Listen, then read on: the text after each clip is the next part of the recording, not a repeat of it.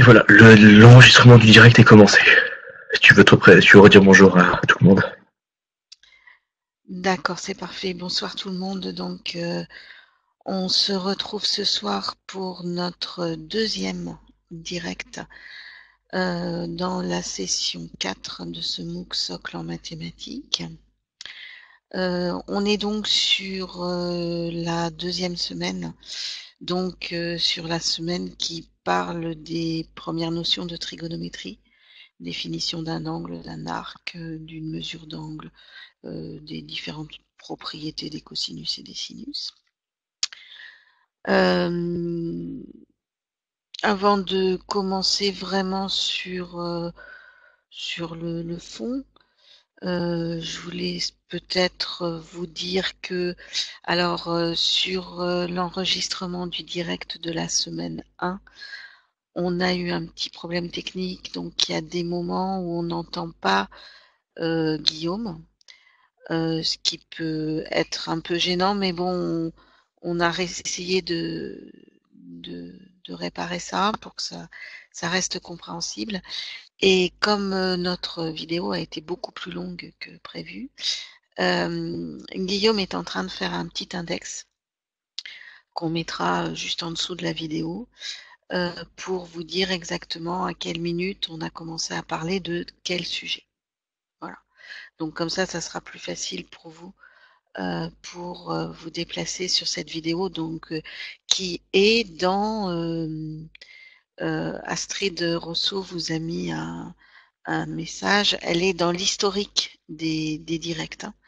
Vous allez avoir à chaque fois la vidéo de l'enregistrement en fait, audio et vidéo, qui sera mis dans l'historique de l'onglet en direct. Voilà. Sur la semaine 2, en fait, moi, j'ai pas relevé de questions dans le forum qui étaient restées sans réponse. Puisque Vous avez globalement, dû toutes voir. les questions, puisque globalement, toutes les questions qui ont été abordées sont ou des erreurs qui sont corrigées depuis sur le cours, ou des questions qui ont été résolues par d'autres personnes ou d'autres membres. Donc, Voilà. Donc, pour l'instant, moi, j'ai pas vraiment de sujet de prédilection ce soir. Peut-être que vous qui êtes là en direct souhaitez me voir aborder quelque chose.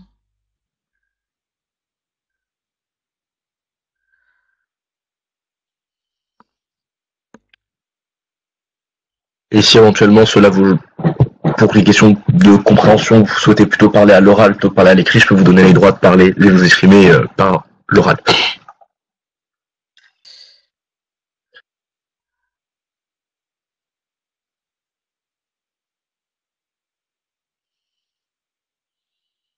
Non, il n'y a pas de questions qui vous viennent directement. Alors, ce que je vous propose, du coup, c'est de faire quand même un petit direct pour faire un petit point sur la trigonométrie. Avant, je vais vous montrer, alors si j'arrive à faire mon partage d'écran cette fois-ci correctement, donc je voulais aller ici, sur cet écran-là. Voilà. Donc en attente du flux. C'est parfait. Donc normalement, vous devez voir une fenêtre là. C'est un site internet dont je vous ai parlé la semaine dernière, mais justement au moment où le partage d'écran s'est mal fait. Donc vous n'avez pas dû voir le, le nom s'écrire. C'est le site de Villemain. Alors je ne vois plus écrit du coup l'adresse, pardon, excusez-moi. L'adresse est trop petite pour qu'on puisse la lire. Alors,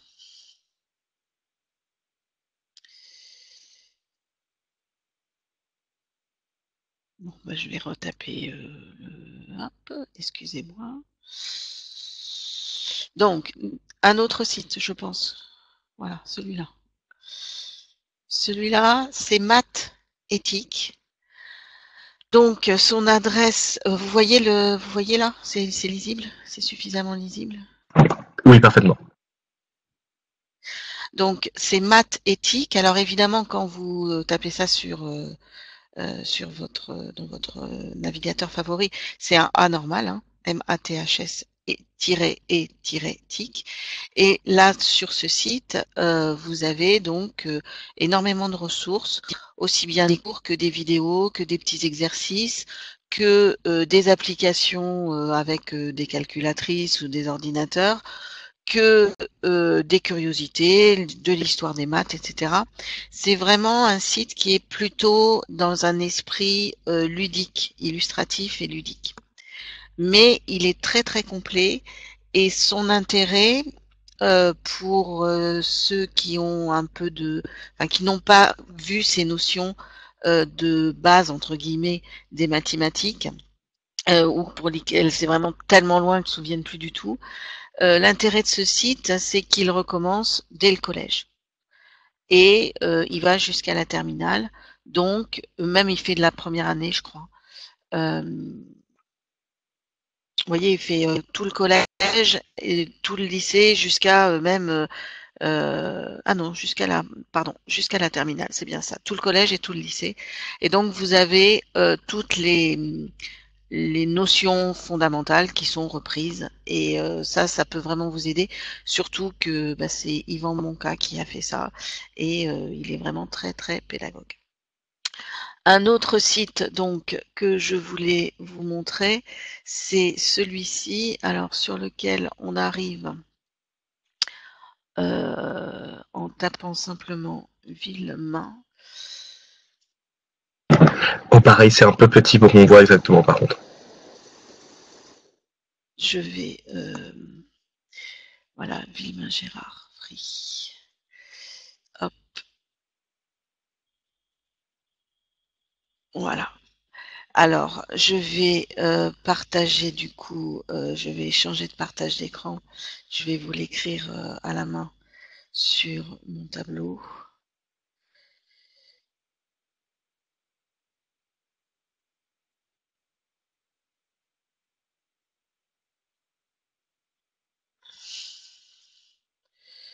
Hop. Donc, ce qu'il faut que vous saisissiez, c'est vie le main point Gérard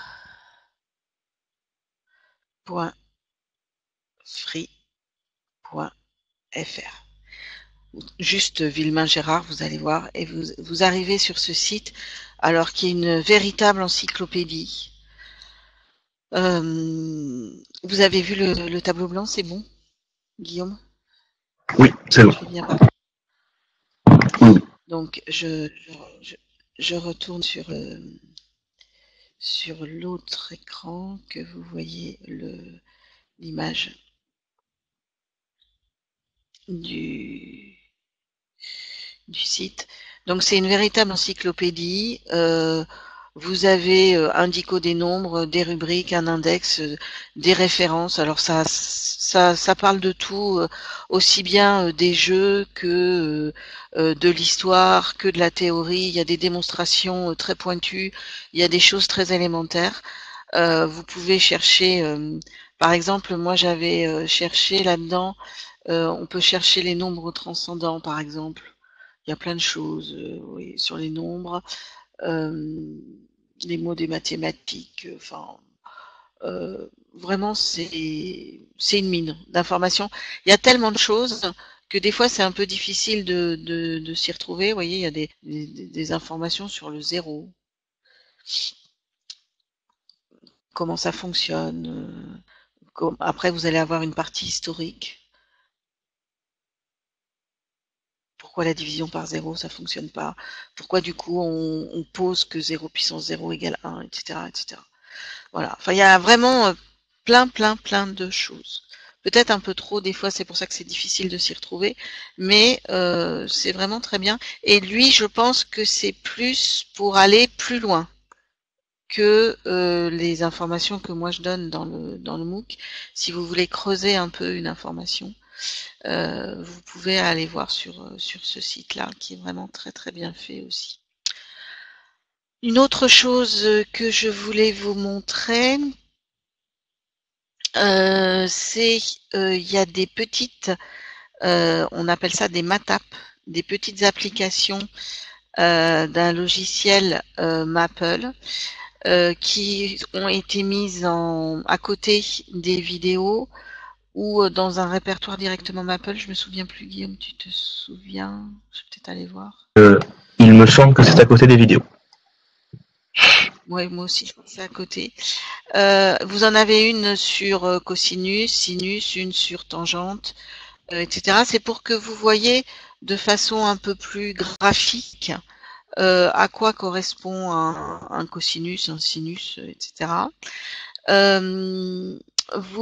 Alors pour les lire, malheureusement, les fichiers sont très très gros, donc on a été obligé de les archiver dans un. Alors attends, j'ai quelqu'un qui me dit qu'il souhaite accepter. Est-ce que tu as ce message-là, Guillaume? Je ne sais pas ce qu'il faut faire. Oui, c'est bon, il a accepté. Voilà. Donc bonsoir à vous qui nous rejoignez. Donc ces petites applications, elles ont été archivées dans des fichiers .rar, RAR. Donc vous pouvez facilement les désarchiver et ensuite les lire via un fichier Maple Reader. Le logiciel Maple Reader. Vous n'avez absolument pas besoin, évidemment, d'acheter le logiciel Maple si vous n'en avez pas l'utilité. Donc Maple Reader, vous le téléchargez gratuitement en suivant le lien qui vous est indiqué. Et donc maintenant ça marche. On a refait les modifications parce qu'au départ il y a eu un souci au niveau du transfert en fait, parce que les fichiers étaient trop lourds. Donc on n'avait pas réussi à les charger correctement sur le serveur. Et donc là, apparemment ça fonctionne. On n'a pas eu de retour négatif depuis qu'on les a remis en ligne. Et donc, vous pouvez voir. Ouais, enfin, nous on a essayé normalement. Puis, alors pour désarchiver, si vous avez un souci, il faut récupérer WinRAR, WINRAR, et ça vous permet de désarchiver très facilement. Ça fonctionne bien. C'est un petit, je sais pas, on dit un utilitaire peut-être que vous téléchargez. C'est ça. Mais il est totalement gratuit, accessible partout sur Internet. Voilà, donc ça fonctionne vraiment bien. Donc ensuite, une fois que vous avez ouvert votre Maple Reader, vous allez arriver sur un fichier, par exemple celui-là, celui cosinus d'un angle. Donc j'ai juste rappelé la définition du cosinus, refait un petit dessin où j'ai oublié de traduire l'opposite là en opposé, excusez-moi, parce que à l'origine ce sont des fichiers qui sont en anglais. Donc le côté adjacent, l'hypoténuse, le côté opposé, tout ça par rapport à l'angle θ, sachant que évidemment je suis dans un triangle rectangle ici.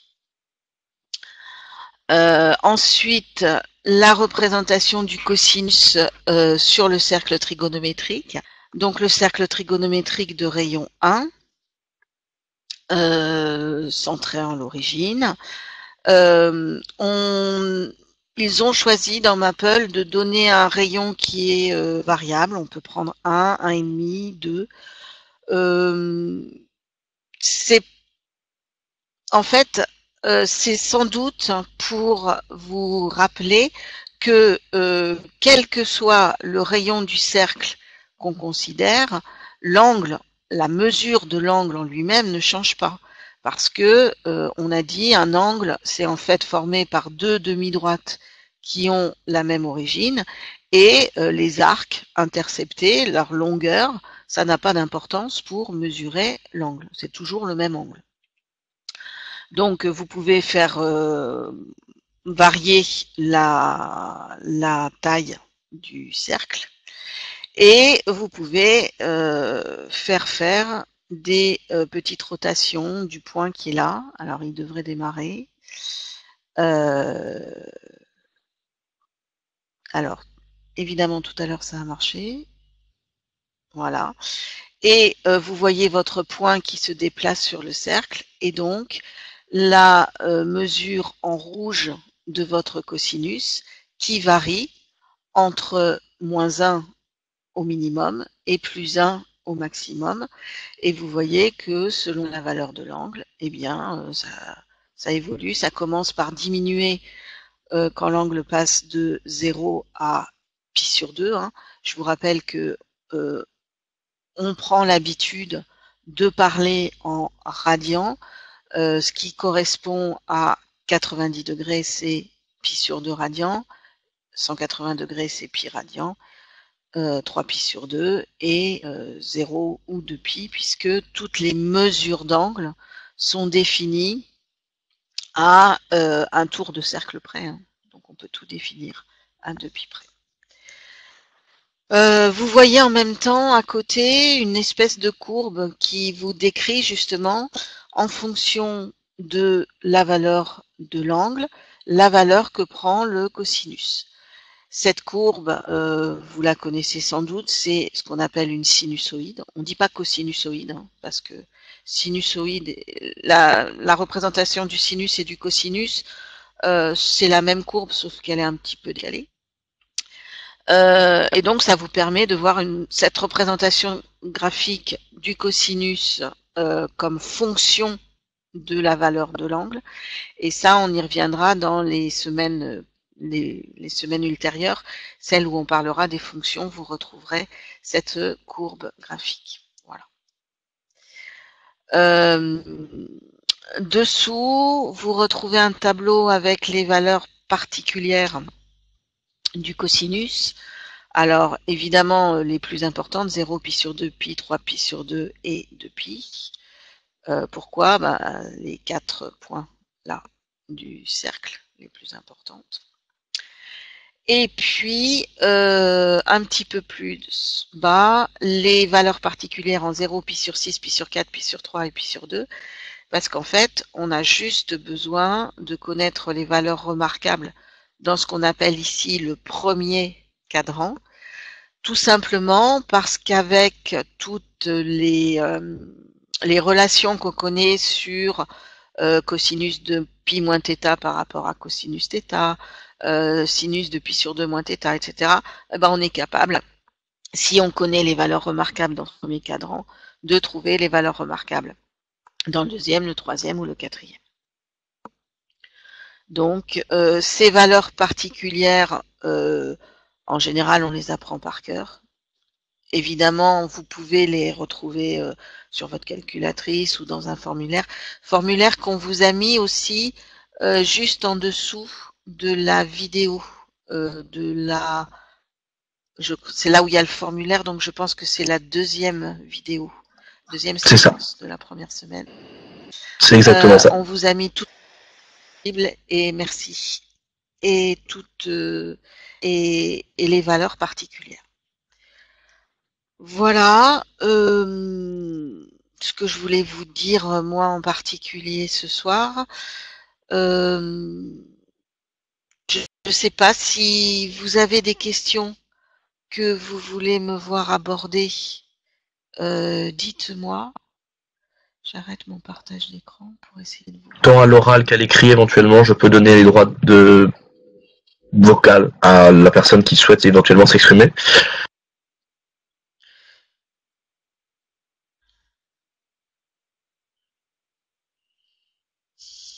Non, pas de questions particulières. Si, il y aurait une question sur le cours S2-3. Alors, S2-3, du coup, je vais voir ce que c'est le S2-3. S2-3, c'est les formules d'addition et de linéarisation. Les formules d'addition, exactement. Je vous écoute. Est-ce que c'est une question en particulier ou est-ce que c'est plutôt le cours dans son ensemble et quand les utiliser et comment? Alors, quand les utiliser? Alors, juste, Et surtout comment, du coup? je télécharge. Non. Vous avez vu il y avait justement dans ce transparent-là, il y avait un petit état prime qui se promenait, qui était en trop. Un prime, pardon, qui se promenait, qui était en trop. On a fait la modification. J'essaye de récupérer le diaporama. Voilà.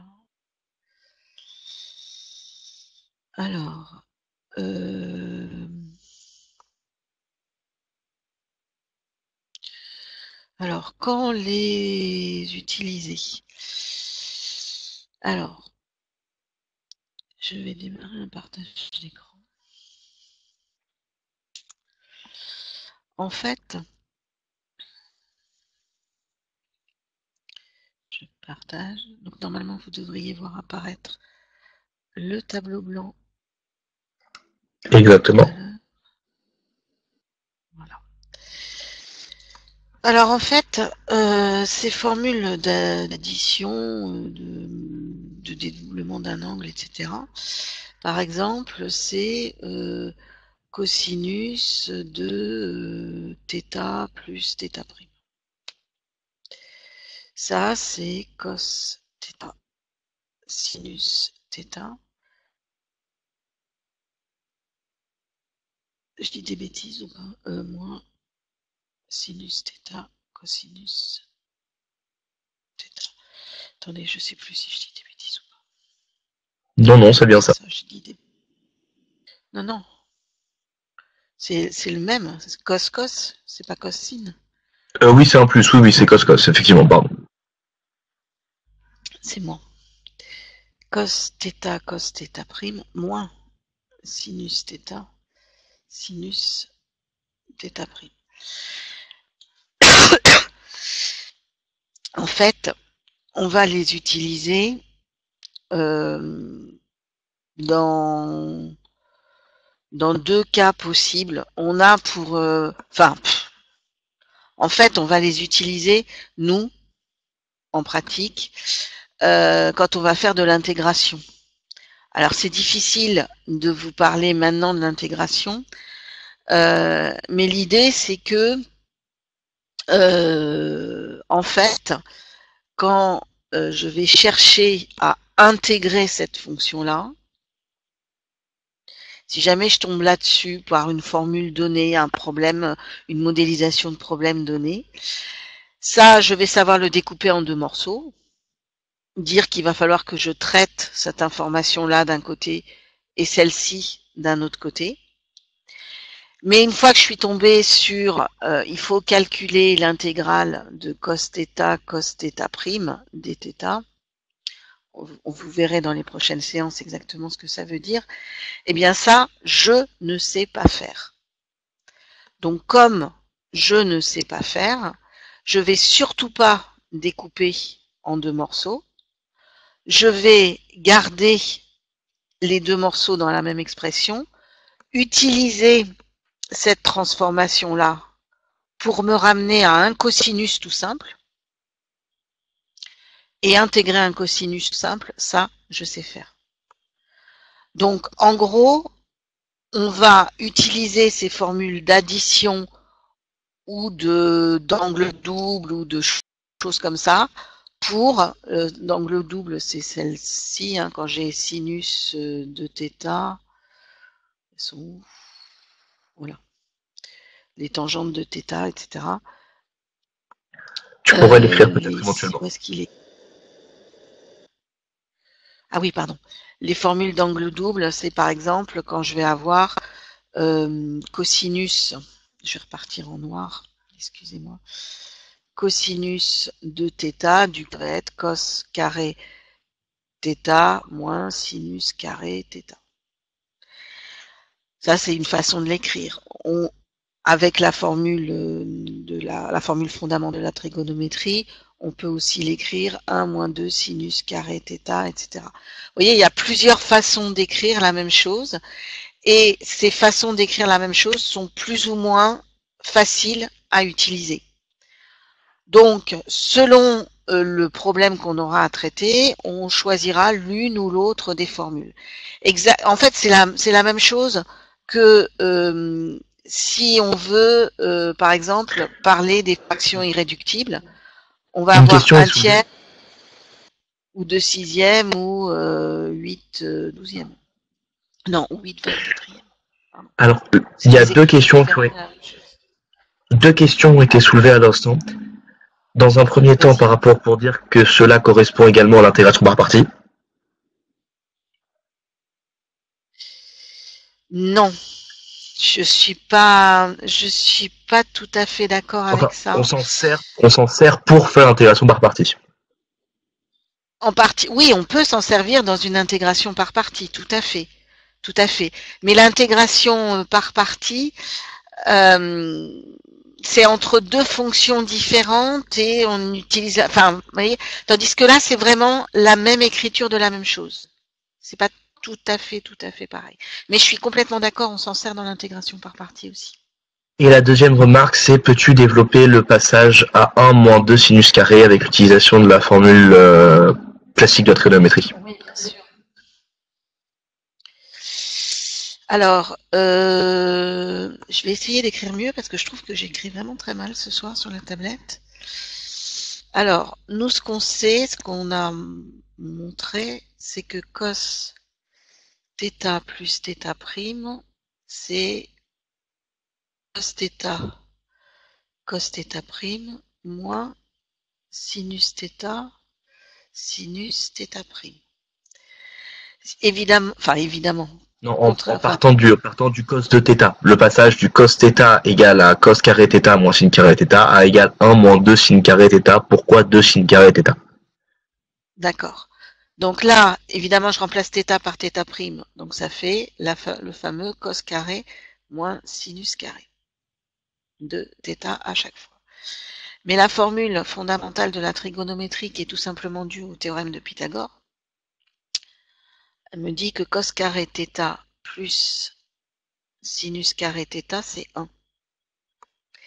Si j'écris ça autrement, ça veut tout simplement dire que cos carré θ est égal à 1 moins sinus carré θ.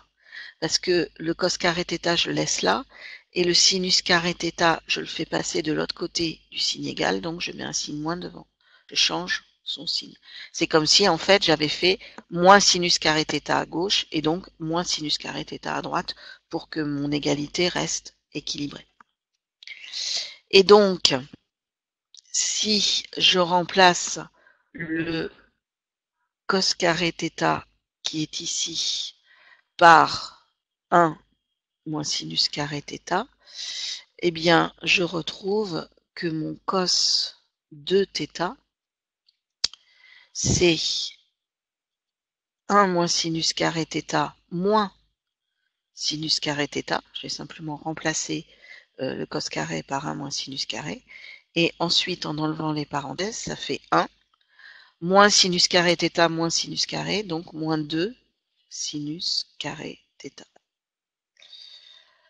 De la même façon, si j'avais voulu remplacer sinus carré θ et donner une expression en fonction uniquement de cos carré, eh bien j'aurais dit sinus carré θ, c'est... Je vais bouger. Ce sera plus facile. Voilà. J'aurais dit sinus carré θ est égal à 1 moins cos carré θ.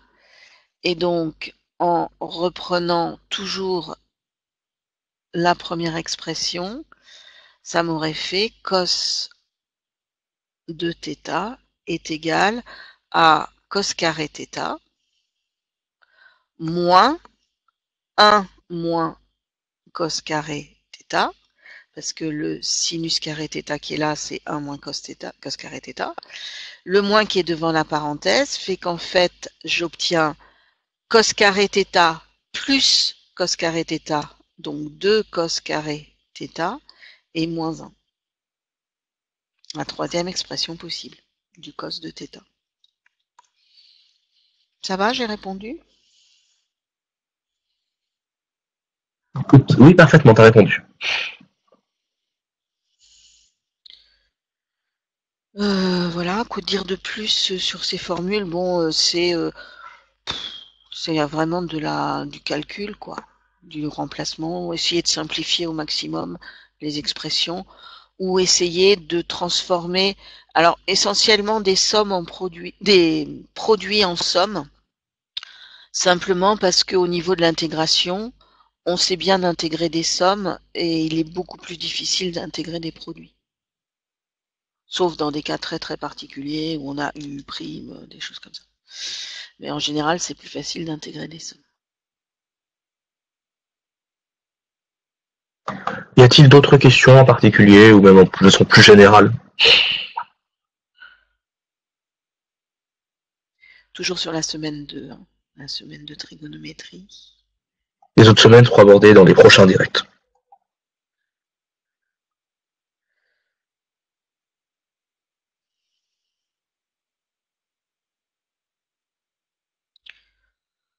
Bien, bah écoutez. Alors, Euh, Sont-elles à savoir par cœur ces formules? alors, ça dépend dans quel cadre vous vous placez. Si vous êtes dans l'optique d'un examen, de valider un examen, quel qu'il soit, à la fac ou au CNAM ou je ne sais où, on peut vous demander de les connaître par cœur. En fait, il n'y en a pas tant que ça à connaître par cœur.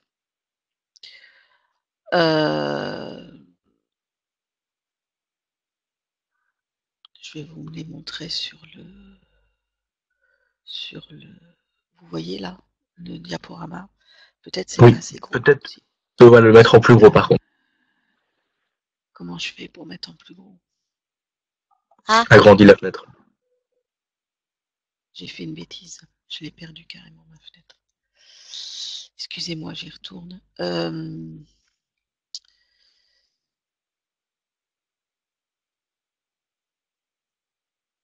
Hop.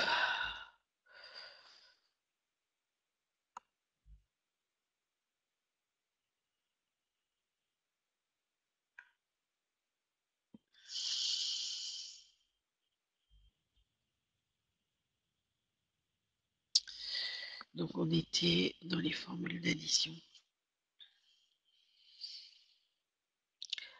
Là.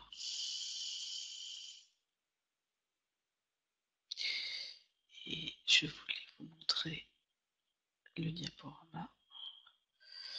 Voilà. Et je fais quoi? Je vais dans affichage, c'est ça, et j'essaye de faire plus gros. Sinon, prends juste le coin de la fenêtre et agrandis-la.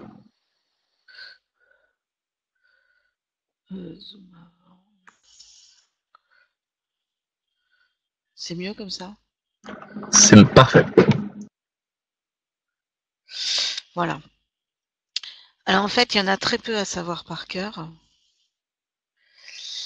Il y a celle-ci, sinus θ plus θ prime égale. Alors non, c'est pas vrai. La première à savoir par cœur, c'est la fondamentale.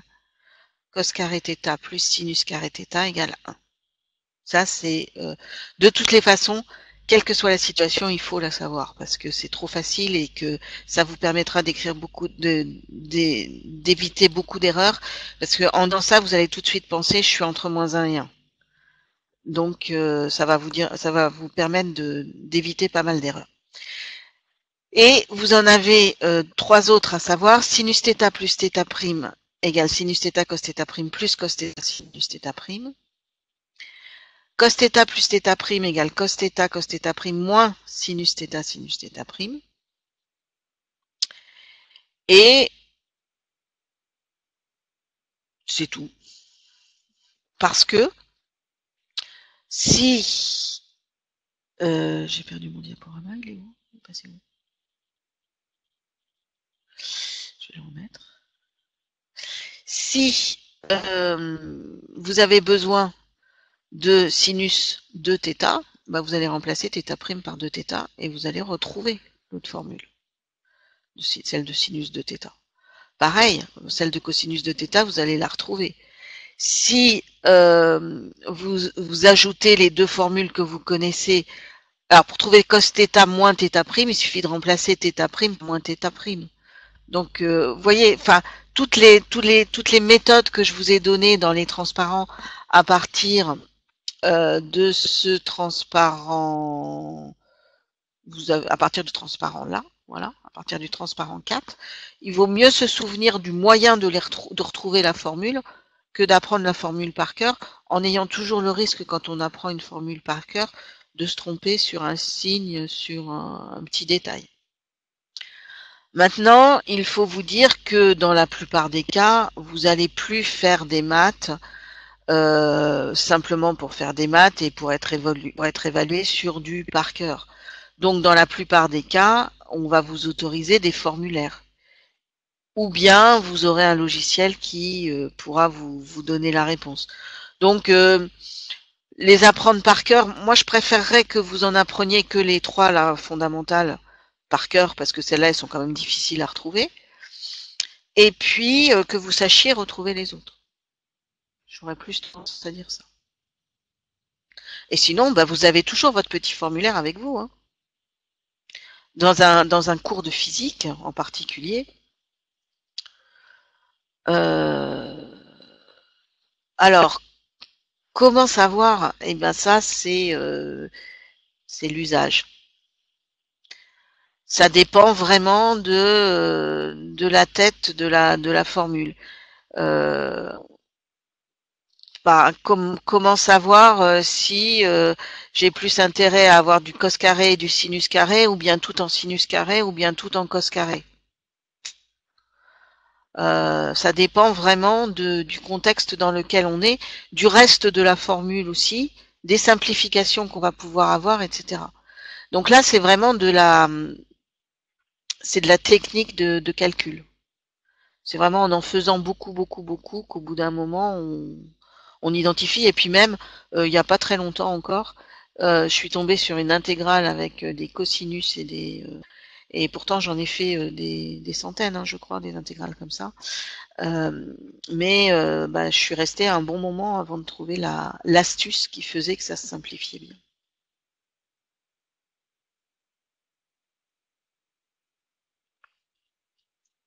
Donc j'espère que ça répond à votre question.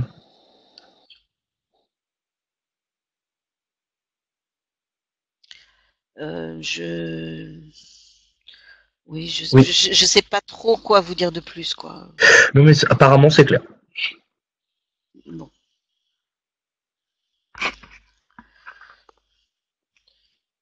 Une autre petite question, si vous voulez, parce que là, du coup, on a encore un peu du temps. Voilà, si quelqu'un a une autre question, toujours en rapport avec la semaine 2. Tout est clair? Oh, bah, c'est bien. Super. J'adore. Sinon, ce que je peux vous proposer, parce que c'est une question qui a été, qui a été soulevée, c'est vous rappeler en 2 mots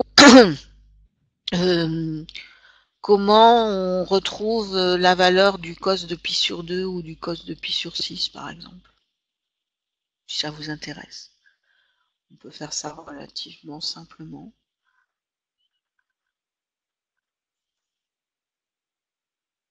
Oui, bien. Alors, du coup, je vais reprendre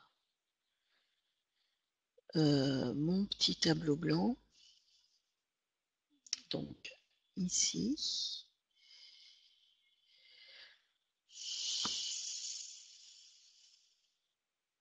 Voilà. Alors, par exemple, comment est-ce qu'on fait pour se convaincre que le cosinus, alors que le cosinus de pi sur 2, c'est la même chose, pardon, de pi sur 4, pardon, c'est la même chose que le sinus de pi sur 4, et c'est la même chose que racine de 2 sur 2. Ben ça, c'est tout bête, en fait. On se place toujours dans notre premier cadran, en fait, du cercle trigonométrique, hein, on a, c'est comme si on avait un repère.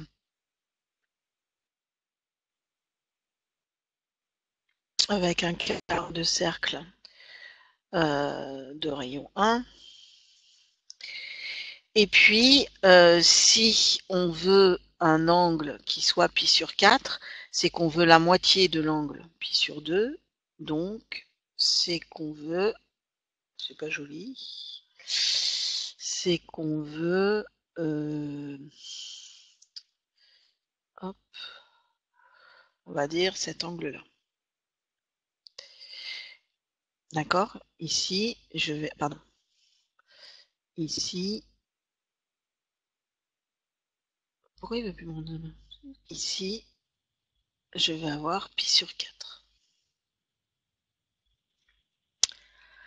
Alors moi, ce que je veux, c'est trouver d'une part la valeur du cosinus. Donc, je devrais faire comme tout à l'heure avec un trait, ça serait plus joli. Si je veux faire la valeur du cosinus, c'est que je veux descendre ici, et que je veux trouver ici la valeur de cos θ en abscisse, et que je veux aussi ici pour trouver la valeur de sin θ. Ici, j'aurai le sinus, et ici, j'aurai le cosinus. Sachant qu'évidemment, ici et là, puisque ce sont des coordonnées, des projections orthogonales, j'ai des angles droits. Du coup, je sais que dans le triangle en général, la somme des angles, c'est pi. C'est 180 degrés. Ici, j'ai un angle qui vaut pi sur 4, l'angle qui m'intéresse. Ici à droite, j'ai un angle droit, donc j'ai pi sur 2. Et j'ai un troisième angle là-haut, que je vais appeler θ. Et la somme de ces trois angles-là doit faire pi. Ce qui veut dire que globalement, en faisant le calcul, θ, il vaut pi moins pi sur 4 moins pi sur 2, c'est-à-dire qu'il vaut pi sur 4. C'est-à-dire qu'en fait, je suis, si j'appelle ce triangle OAH, dans le triangle OAH, j'ai un angle droit ici, et j'ai deux angles égaux, pi sur 4, là et là. C'est-à-dire qu'en fait, je suis dans un triangle isocèle rectangle. Isocèle parce que deux angles égaux, donc je vais avoir deux côtés égaux. Et vous voyez qu'en disant ça, j'ai montré que le sinus et le cosinus, pardon, le sinus et le cosinus sont égaux, puisque je suis dans un triangle isocèle. Ensuite, quelle est la valeur de ce sinus et de ce cosinus? Eh bien, en fait, la valeur que je vais appeler petit x, elle est telle que, puisque je suis dans un triangle rectangle, la somme des carrés des côtés, x au carré plus x au carré, doit valoir le carré de l'hypoténuse. Ça, c'est Pythagore. Somme des carrés des côtés, petit x ici, petit x là, doit valoir le carré de l'hypoténuse. Mais l'hypoténuse, je suis dans un cercle trigonométrique. Donc, je suis dans un cercle de rayon 1. Donc, mon hypoténuse, elle vaut 1 au carré. Enfin, en longueur, elle vaut 1 au carré. Ce qui fait que 2x carré vaut 1, ce qui fait que x carré vaut 1 demi, et donc, en bougeant ma page, ça voudra dire que x est égal à 1 sur racine de 2, parce que c'est une valeur. Donc ça ne peut pas être un nombre négatif. Normalement, si j'avais résolu d'une façon algébrique, j'aurais dit x vaut plus ou moins 1 sur racine de 2. Mais là, c'est pas possible que ce soit négatif. Donc c'est 1 sur racine de 2, et 1 sur racine de 2, on peut bien l'écrire racine de 2 sur 2. Donc finalement, j'ai montré la deuxième partie de mon égalité qui est là. Le cosinus et le sinus sont tous les deux égaux à racine de 2 sur 2. Voilà. Ça se montre comme ça pour pi sur 4. On peut montrer pour pi sur 3. Alors la propriété qu'on va utiliser dans ces cas-là, ça va pas être la même, évidemment. On va pas avoir le même type de triangle. Voilà, je repars. Je refais un trait.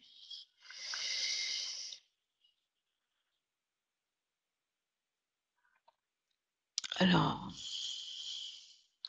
si je veux par exemple parler, je veux chercher le cosinus de pi sur 3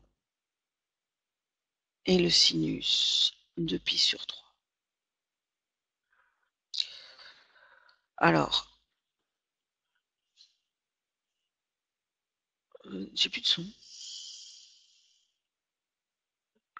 Qu'est-ce que j'ai fait? Je suis en train d'appuyer sur quelque chose.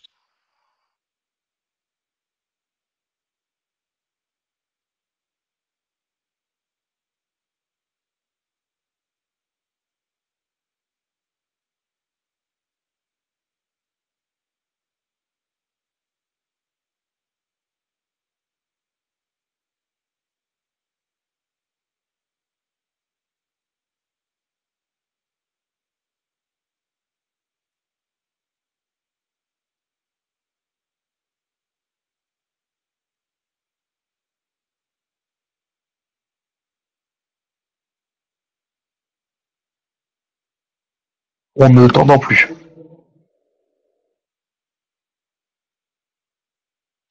Non, ce n'est pas normal, elle va reprendre cette explication, c'est effectivement un petit problème technique. Il va revenir dès que possible. Chat fait justement le doute comme vous. Vous m'attendez à nouveau? Oui. Est-ce que vous m'entendez? Peux-tu reprendre? Oui. Peux-tu reprendre du coup à partir du moment où tu as coupé? Puisque du coup j'avais un doute sur le savoir si c'était normal ou pas, parce que je ne te voyais pas bouger les lèvres en accord avec le son.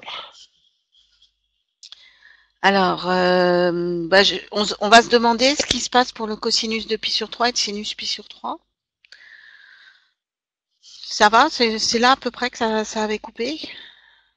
C'est ça. Donc, je reprends mon premier cadran du cercle trigonométrique. Et si je veux faire un angle de pi sur 3, eh bien en fait, je peux me débrouiller pour faire un triangle équilatéral. Parce que j'aurais pu faire des traits droits, ça aurait été mieux.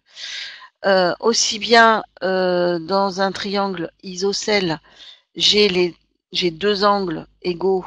Donc tout à l'heure, je m'en suis servi pour dire que j'avais un triangle isocèle, et dire que le sinus était égal au cosinus. Aussi bien là, c'est pas ça. Aussi bien là, si je veux avoir pi sur 3, il faut que j'ai les trois angles de mon triangle qui soient égaux. Et si les trois angles sont égaux, ça veut dire que le triangle est équilatéral. J'inscris un triangle équilatéral dans mon quart de cercle. Et dans un triangle équilatéral, je sais que la hauteur qui est là, c'est aussi la médiatrice, c'est aussi la médiane. Donc, du coup, je sais directement ici que le cosinus de l'angle pi sur 3, c'est, puisque c'est la médiatrice et la médiane de ce issu de ce côté-là, c'est un demi. C'est la moitié du rayon du cercle trigonométrique. Donc ici, j'ai un demi. Ici, c'est un rayon du cercle, donc j'ai 1. Donc, du coup, il ne me reste plus qu'à trouver le sinus de pi sur 3.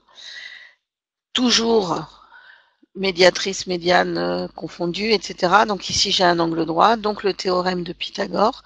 Donc j'ai le carré de l'hypoténuse, pardon, 1 au carré, qui est égal au carré à la somme des carrés des côtés, plus le sinus carré de pi sur 3. Et donc, j'ai le sinus carré de pi sur 3 qui vaut 1 moins 1 quart, c'est-à-dire 3 quarts. Et donc, toujours pareil, en prenant la racine positive de ce nombre, j'obtiens que c'est racine de 3 sur 2. Donc du coup, j'obtiens la valeur du cosinus et du sinus. Et en utilisant les formules qu'on a vues dans les formules des angles associés, du coup, je vais trouver la formule de l'angle associé à pi sur 3, les sinus et les cosinus de l'angle associé à pi sur 3, qui est l'angle pi sur 6. Pi sur 2. Est-ce que c'est clair pour tout le monde? Ouais.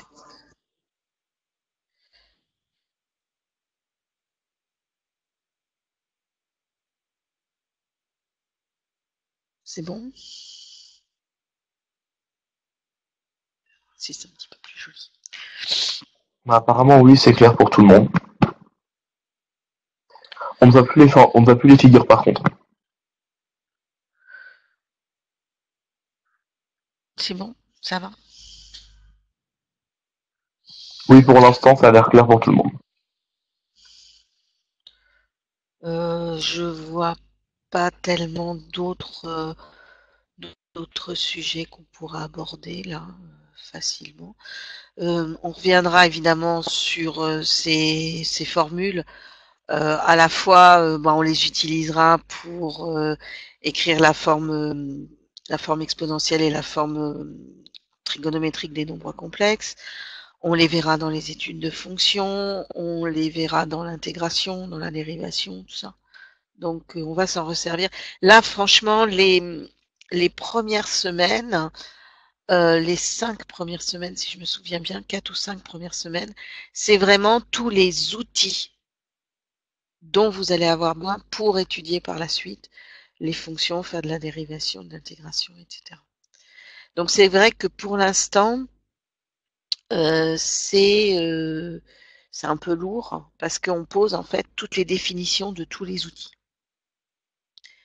Après, vous allez voir, on va les utiliser, donc une fois qu'on a les outils en main, c'est toujours plus facile.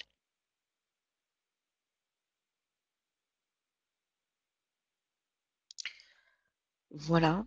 Ben, moi, j'entends plus rien. Ouais, c'est parce que c'est clair pour tout le monde, donc personne n'a rien à dire. Ok. Bah écoutez, je vais vous souhaiter une bonne soirée alors. On va. Et bien voilà. Bah écoutez, Excusez-moi. on va donc arrêter ce direct ici pour ce soir. Donc on vous donne rendez-vous la semaine prochaine pour Oui, le c'est ça. direct qui portera sur les nombres Sur les nombres complexes. complexes. On sera en semaine 3 sur les nombres complexes. Donc, merci beaucoup de participer à ces directs.